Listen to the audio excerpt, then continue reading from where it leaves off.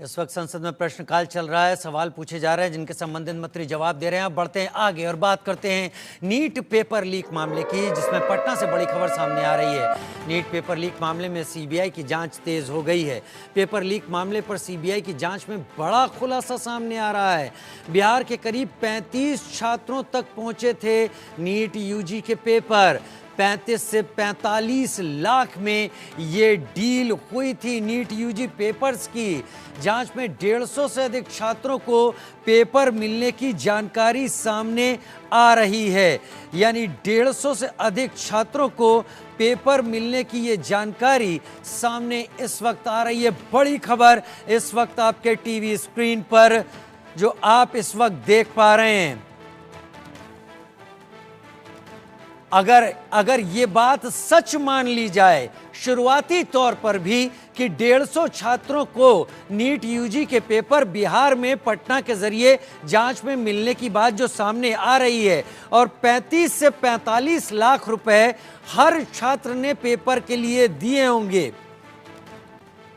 तो 35 लाख रुपए 150 छात्रों के हिसाब से 52 करोड़ 50 लाख रुपए होते हैं जो इन बच्चों के माँ बाप ने दिए होंगे।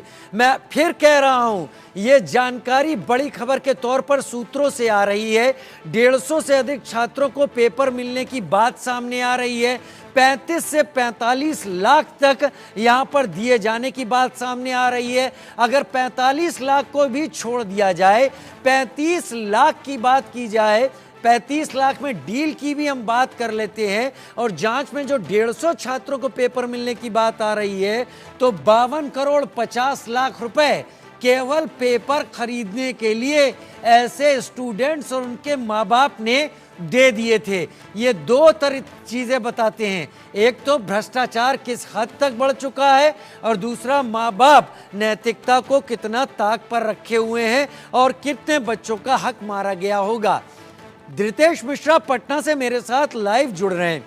रितेश, बहुत बड़ी खबर आपने दी है, दर्शकों के पास ये वाकई बहुत बड़ी खबर जा रही है। मैंने तो इसका लोअर लेवल पर कैलकुलेट किया है। मान लीजिए 150 छात्रों तक जैसी आपने जानकारी दी है ये पेपर पहुंचे होंगे। 35 से 45 लाख की डील बताई जा रही है सूत्रों के मुताबिक। 35 लाख रुपए भी अगर एक ने दिए तो 52.5 करोड़ रुपए इधर से उधर हुए हैं। ये बहुत बड़ा स्कैम है। मैं अपडेट कर दूं राजू कि सिर्फ 52 करोड़ ही नहीं, तकरीबन 100 करोड़ से ऊपर का ये कारोबार है। क्योंकि देखिए इसमें जो रेट है अलग अलग फिक्स है। जैसे अगर कोई बिहार का है तो उसे 35 से 45 लाख, अगर सोलवर गैंग की जाति का है, उसका रिश्तेदार है तो उसको 35 लाख में डन कर देना है। अगर वो उसका रिश्तेदार नहीं है लेकिन बिहार से है, झारखंड से है, तो उसके लिए भी रियायत है कि चलिए 35 से 45 लाख तक के बीच आप ले लें, आप पैसा दे दें क्योंकि आप बिहार झारखंड से हैं और ये कंसेशन दिया गया है सोलवर गैंग की तरफ से। अब देखिए जो लोग गोधरा से हैं या दूसरे प्रदेशों के हैं उनके लिए कोई रियायत नहीं है, उनके लिए कोई कंसेशन नहीं है। जो सोर्सेज है हमारे, उनका कहना है कि 60 लाख 70 लाख रुपए तक की ये डील पहुंची हुई है बाहर के प्रदेशों के लिए।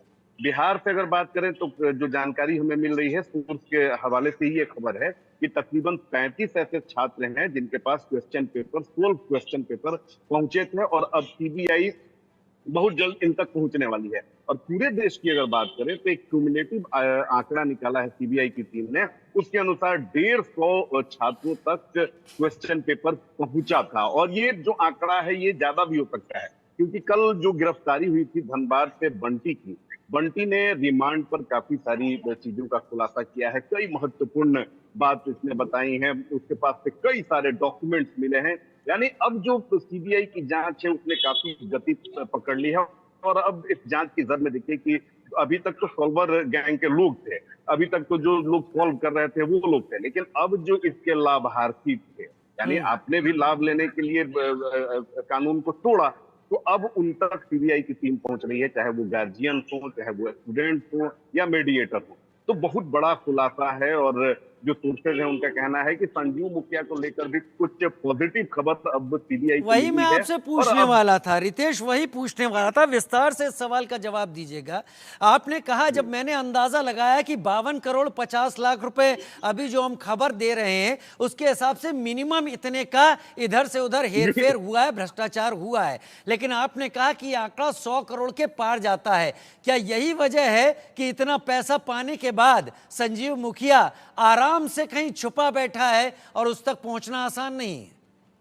अब बिल्कुल देखिए, मैं पहले दिन से ही बार बार कहता हूं कि संजीव मुखिया का लोकेशन लगभग लगभग सीबीआई ने ट्रेस कर लिया है, क्रैक भी कर लिया है। उससे रॉकी से बहुत महत्वपूर्ण जानकारी मिली, अमन से बहुत जानकारी मिली।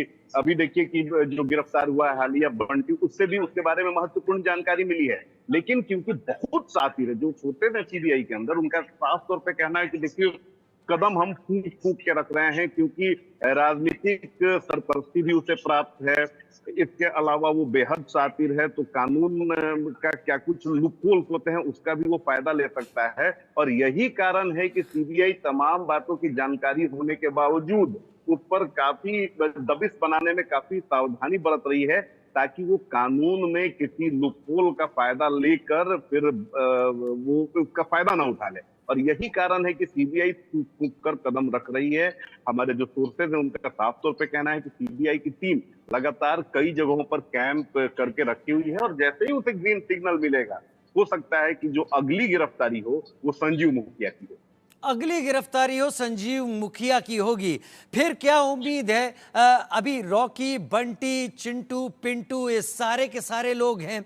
कुल अब तक कितने लोग सीबीआई की कस्टडी में आ चुके हैं रितेश, ये भी सम अप करते हुए बताइए, क्योंकि आज जो जानकारी निकल कर आई है वो नीट के घोटाले को एक और अलग पायदान पर ले जा रही है।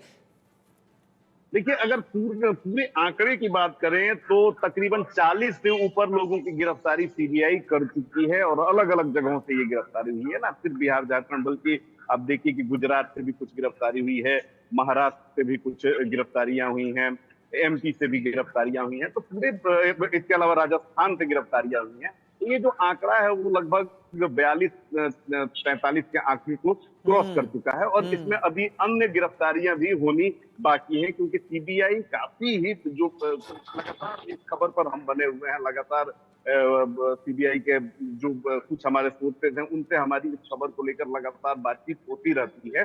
तो उनके अनुसार अब जो गिरफ्तारियां होंगी उसमें थोड़ी तेजी आएगी। अब हो सकता है कि जो 35 लोग लाभार्थी हैं उन तक तुरंत सीबीआई पहुंचे, उनकी गिरफ्तारी हो जाए, देश के अन्य हिस्सों से गिरफ्तारियां हो। तो अब जो गिरफ्तारी का जो फ्रीक्वेंसी है गिरफ्तारी की, अब वो सीबीआई बढ़ाने वाली है। रितेश, आप जो जानकारी दे रहे हैं कि बाहर के प्रदेशों के लोगों से 60 से 70 लाख रुपए तक वसूले गए और बिहार और झारखंड के लोगों से अपनापन जताते हुए कंसेशन दिया गया और 35 से 45 लाख रुपए वसूले गए, एक अपने क्षेत्र के लड़कों को आगे बढ़ाने के लिए, मतलब धोखा, चालबाजी, चालाकी और चोरी, और उसमें भी इस तरीके के उसूल। प्राण की फिल्म का एक डायलॉग याद आता है, चोरों के ही उसूल होते हैं साहब, लेकिन ये उसूल देश को खोखला करने वाले हैं। बहुत शुक्रिया रितेश जानकारी के साथ जुड़ने के लिए। उम्मीद है सीबीआई ऐसे उसूलों वालों को जल्दी उन उसूलों के दायरे में जरूर लाएगी जो उसूल जेल की चारदीवारी के अंदर रखने के लिए पर्याप्त होते हैं। एक छोटा सा ब्रेक, जल्द हाजिर होते हैं।